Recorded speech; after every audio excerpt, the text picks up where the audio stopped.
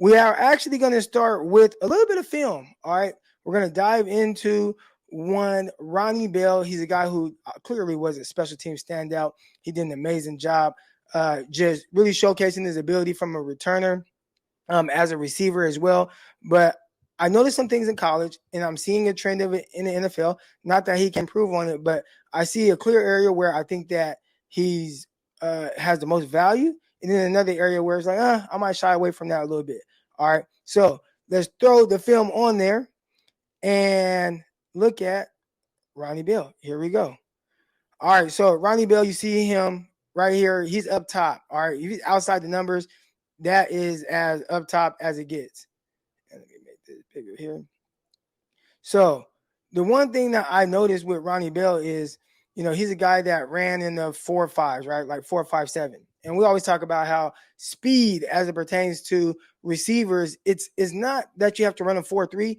You just have to give the illusion that you're running fast. Why do we want to give the illusion that we're running fast, right? Even if you're a 4.57 guy, you want to just show or threaten the cornerback vertically, all right? So we see the cornerback right here up top. We don't want the cornerback to just be able to sit on our routes, all right? So I remember hearing Kyle Shanahan one time, somebody asked him, like, what goes into a receiver being able to play outside? And he's like, man, it's being able to win vertically. And I think when it comes to Ronnie Bell, guys just don't think that that's something that he's going to do consistently. So a guy like Mathis here, and Mathis, he was a 4.39 guy coming out of college, believe he went to Pittsburgh. He's sitting on his route here. So what does it look like when a guy isn't threatened? Even though he opens up here, he's opened up, but he's still head down here. He's not in a panic, all right, or his clock isn't sped up because he's not really threatened by his speed. So he has his eyes down. Boom, he's right here, and he's waiting. Are you going to throttle down? Are you going to throttle down? And boom, when you throttle down, he throttles down with you. And, I mean, there's literally nowhere for this quarterback to throw the ball. It gets broken up, all right, and that's the third down play. So we'll watch it one more time. All right, you see Ronnie Bell up top, not really threatening the corner. He sits on the route, and boom, breaks it up. Now, the outside is a little bit tougher for receivers because you don't have as much space to work with. So you better be able to win with either speed, size, or savviness. And we see some guys like that aren't as fast. I'll throw out a name like Devontae Adams because y'all know what that looks like. Devontae Adams, he's going to threaten the cornerback. They're scared of him going vertical because he's either going to catch it the back shoulder, get on top of you, or do some little subtleness he likes to do to help him create some type of separation, or he can win with body positioning. All right, Ronnie Bell, not sure if that's going to be his thing, being able to win consistently on the outside. But where I think he can be successful is definitely right here in the slot. All right, we see Ronnie Bell right here in the slot. Now it's a little tougher, all right, because there's just this added pressure on any nickel DB because, look, man, you got two-way goes. Whether you do something quick right now, right here, going in or out, whether you push vertical, even though he's not the fastest guy, he still can threaten you on a slot fade for sure because there's so much space, all right?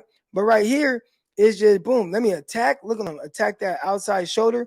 Nice route right here, and boom, and break that. So he created even more space by that outside stem, all right? And then now when he breaks his route off, look at that space that's already created. Trey Lance puts it on him, boom, and then now he has a great opportunity for run after catch. All right. So again, I just kind of wanted to show some of the things that I saw in college and things that I definitely think will be a little bit more consistent at the NFL level with Ronnie Bell, and what I think his biggest value is. I think it's definitely more so as a pure slot. Now again, we watched him against the Raiders. He did win on the go route on the outside. Is that going to be consistent with his game? Obviously, with the 49ers, they're not throwing a whole lot of go routes anyways. But just in general, I think where he's going to win is going to be more so with him having space and then that added pressure on nickels, and then him just being able to run the routes the way that Kyle Shanahan wants. If it's got to be 8 steps and then break that off, it's got to be 8 steps. And I think he can do those things. And then we watched him with his run after catch, and I think he was tremendous. All right, so is he threatening guys on the outside? Maybe not as much. Probably not going to be his biggest asset to the team. Can he win inside with space? I definitely think so. And then his run after catch can take over the rest. All right. I just kind of want to start off with that. And maybe what I'll do is end up starting off with a little bit of film study for every episode, to where we just kind of, look into some things and see what some of these guys are doing on film.